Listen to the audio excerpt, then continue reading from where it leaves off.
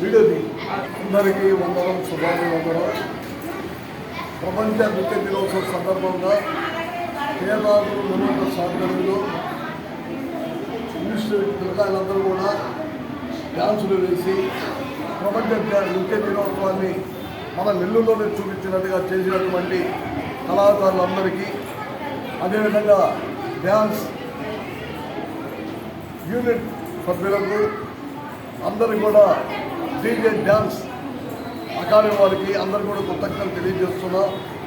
ప్రియమైన డ్యాన్స్ మాస్టర్లకు, నృత్యం చేసినటువంటి చిన్నాళ్ళందరూ కూడా శుభాభివందనలు. దీనంతా కూడా అభివృద్ధి చెందాలని, చిరస్థాయిగా నిలబడాలని, సినిమా రంగానికి కూడా ఎదగాలని మనస్ఫూర్తిగా కోరుకుంటున్నాం. ఈ నృత్య దినోత్సవం ప్రపంచానికి తెలియజేసే మన భారతదేశమే. ఈ భారతదేశం ఉన్న కళలన్నీ కూడా 10 మంది తెలియజేశారు. ఈరోజు మనం ఇక్కడ ఉన్నటువంటి సీనయ్య గారు, జయప్రకాష్ గారు, కేదార్ సుబ్బారావు గారు, అదేవిధంగా మన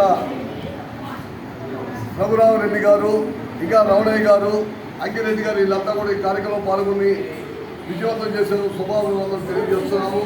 ప్రతి ఒక్కరు కూడా బాగుండాలని కోరుకుంటూ కేదార్ ద్వారా చేసినటువంటి కార్యక్రమంలో మాకు సహాయ సహకారాలు అందించినటువంటి సుమోద్ షాబిమాల్ వారికి అభివృద్ధి తెలుపుకుంటూ సెలవు తీసుకుంటున్నాం. భారతీయ సంస్కృతిని, సాంప్రదాయాల్ని ప్రపంచానికి తెలియజేసింది భరతనాట్యము, కూచిపూడి. కొత్తగా ఇప్పుడు వెస్టర్న్ కూడా నేర్పేయడం జరుగుతుంది. మన దేశ సంస్కృతికి ఫస్ట్ నృత్యము, 2 గానము. ఐక్యరాజ్య సమితి కూడా నృత్య శాస్త్రాన్ని గుర్తించడం అనేది అభినందనీయం.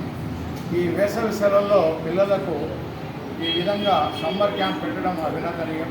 ఈ సమ్మర్ క్యాంప్ వల్ల విద్యార్థులు ముందు సెల్ ఫోన్కు, టీవీలకు దూరం అవుతారు.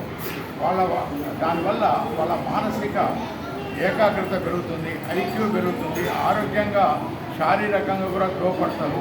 కాబట్టి తల్లిదండ్రులు చిన్నతనం నుంచే చిన్నారులను నృత్యం వైపు మళ్లించాలని విజ్ఞప్తి.